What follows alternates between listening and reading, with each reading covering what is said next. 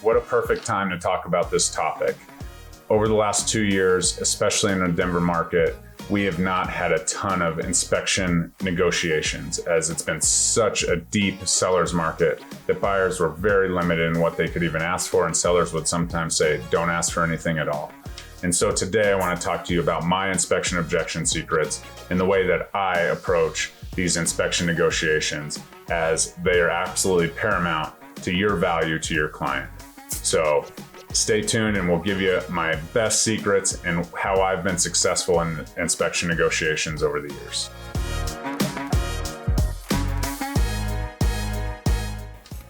What's up, everybody? Coach Kane here, Realtor Playbook, helping you win every single day at the game of real estate. Today, we're going to talk about inspection negotiations. As you know, I'm a competitor and I love to win.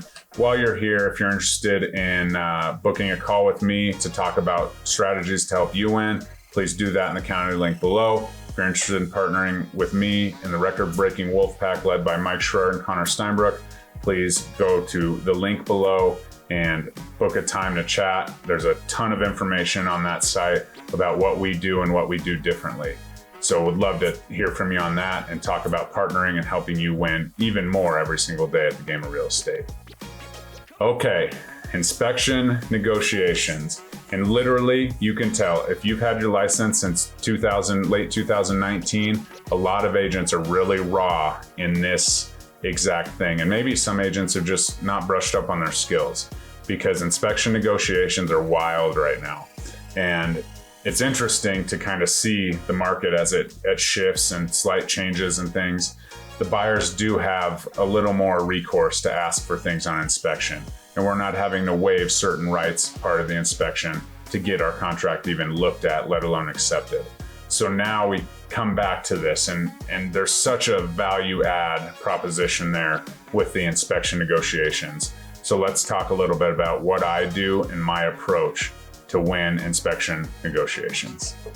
And the first thing is you have to come from a position of fairness. You know, everyone knows that bulldog that's like, this is what we're asking for, this is what you're doing, or we're out of here. That usually doesn't work. That's not the best way to, approach a negotiation, especially if it's already been maybe a little heated at the contract time. But what you can do is come from a position of fairness. Talk to your client. I use education so much to limit my headaches down the road. So when we're at the inspection, I really trying to attend all of my inspections, if at all possible, if my schedule, allows. And that helps me educate the buyer through the process while they're there. So, obviously as a seller's agent, I can't do that. We'll talk a little bit about the seller side in a second, but let's focus on the buyer side. So I help them and educate them. And regardless of, anything, right when we go under contract, they have an email that says, hey, this is what radon is, this is why I suggest sewer scopes, and all of that stuff to kind of cover all the major things, so that it's said in an email, it's said out loud, and so they really know, because we want a comprehensive inspection of the home. And the inspection is literally just an education piece for the buyer on the home. Yes, sometimes we can get, a little bit of money off the price, or maybe a seller concession, or maybe a new furnace or water heater or whatever. But the inspection is not to get another foot up or, get some of that over asking you offered or whatever. The inspection is not for that. The main part of the inspection is an education of your home. So I talk to my buyers about that. They know that when they go into it.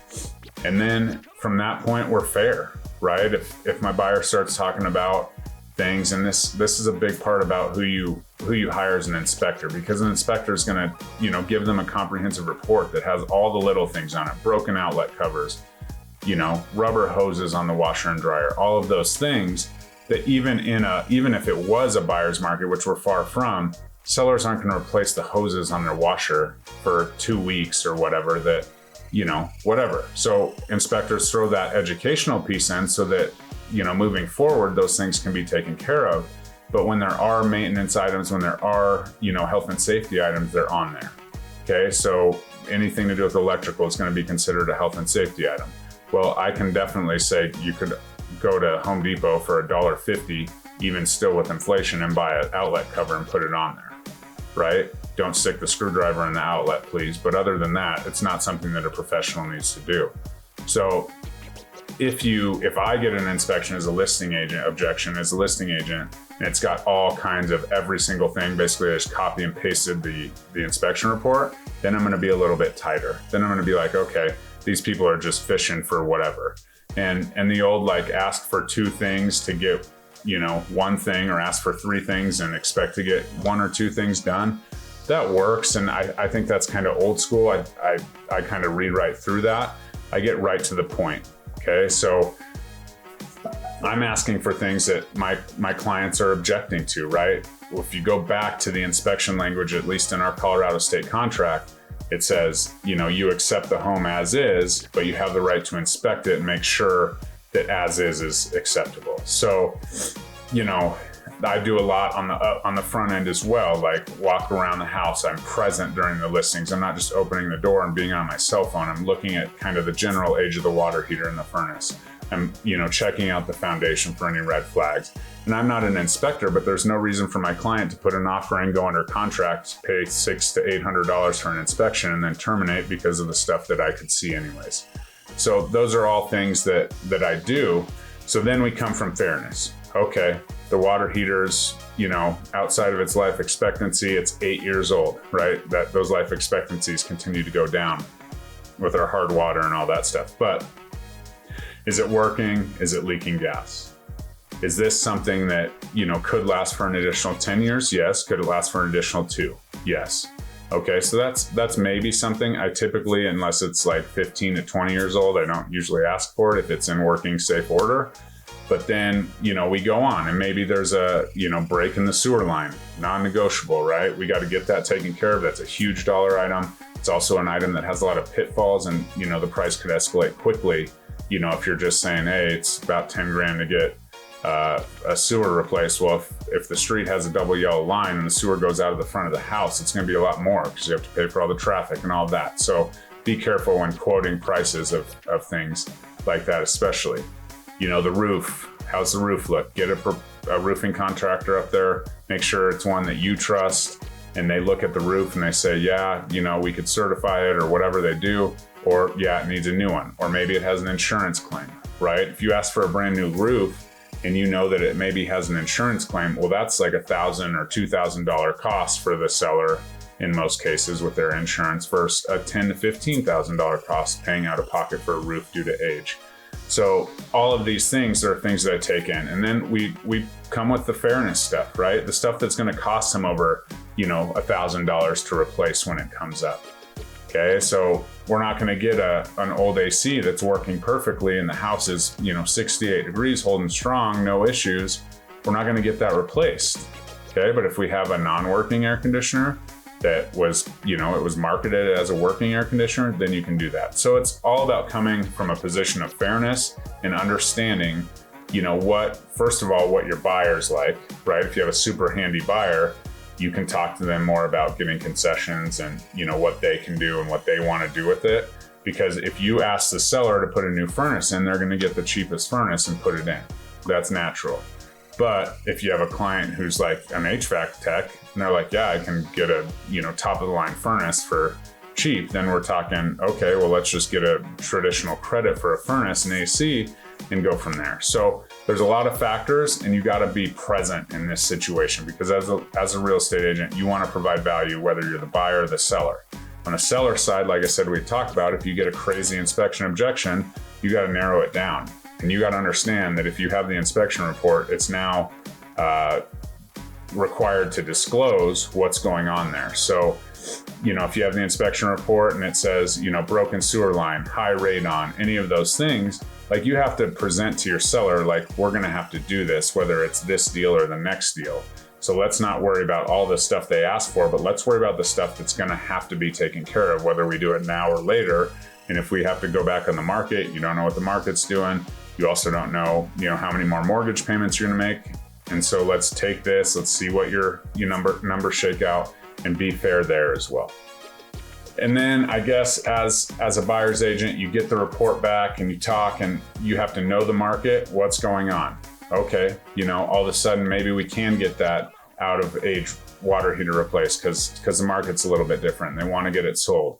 Or maybe we can ask for, that stair rail to be installed because the market's super hot and they're not going to do it, right? So know the market and then come with a strategy, right? If you're saying, okay, I can do this, I'll take that on, but I'd like to get compensated for it. I absolutely have no idea about, electrical, so I'd like an electrician to do that, and have a strategy, okay? And say, yeah, let's put all this stuff on here. It's major health and safety, but understand that, we might do these couple things. And so, sometimes you'll just send an objection or, inspection notice in, and they'll bring it back and they'll do everything. And you're like, cool, that's great. But a lot of times the agents will be savvy enough to call and be like, hey, we can't do all of this. What can we do? And as an agent, if and you can have that conversation right away, like, yeah, my clients can do, they really want the furnace and the electrical taken care of, the water heater, they can limp along and hopefully get a few more years out of it. Bam, we can make an agreement right there. They go back to their client. I already know what my client's going to say because we talked about it. And then we're done and we're through that really difficult process. And so that's just having conversations and just doing the right thing leads to much easier, much smoother inspection negotiations. And at the end of the day, you want to get through the inspection negotiations to get to the closing table so you can get paid. And my last piece of advice is never go halfway, right?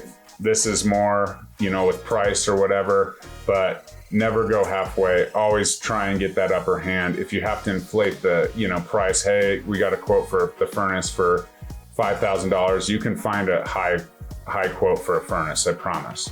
In Colorado, just call Applewood Plumbing and Heating and they'll hook it up. But that's absolutely the point is you want to make sure that you are doing everything you can, and maybe, have a higher price quote out there and say, yeah, the furnace is going to be $10,000. And maybe you have, as an agent, you have a great guy who you trust who can do it for $5,000. We'll say, yeah, here's a quote for $10,000. Maybe we split that, right? And then they give you $5,000. And at the end of the day, they're paying the $5,000. They don't have to know that. But those are all tricks to make sure that you're getting the best value for your client. At the end of the day, if you're in a buyer's agency or a seller's agency, your fiduciary duty is to that person. So all of those things matter. You're not doing anything to lie. You're not saying anything there. You're just saying, okay, here's the quote we have. What can we do with it? If you have a great guy who you trust, who's half price, you don't have to share his information if you don't want to. You just know how much he charges for a furnace. I wouldn't have him go out and do a quote on the place, because then you have two and you're being a little bit, misrepresenting the truth. But that you can, maybe get it for a little cheaper. And so that's what you want to do. And that's how you kind of control those negotiations, is you have the plan. Maybe you have calls with the people in your industry partner group. You say, hey, look at this inspection report. Let me know what you think. And they'll come back with something. And, if you put them in contact with your buyer or seller, maybe they don't have to do everything, or maybe they don't have to completely rewire the whole house because aluminum wiring. Maybe there's workarounds to it. And then you say, hey, it's got aluminum wiring. You're gonna have to rewire the house, and they might do it. And they might hire an electrician. They might do it. And so regardless, it's a win-win for your client, but you're always trying to find a way to provide that value. And remember always to be fair, but also make sure that you understand that winning is cool too. Thanks for tuning in. If you're interested in partnering, please go to reagentwolfpack.com. We'd love to chat with you. If you have any questions or comments about this video, please put them in the comments below. Look forward to talking to you soon.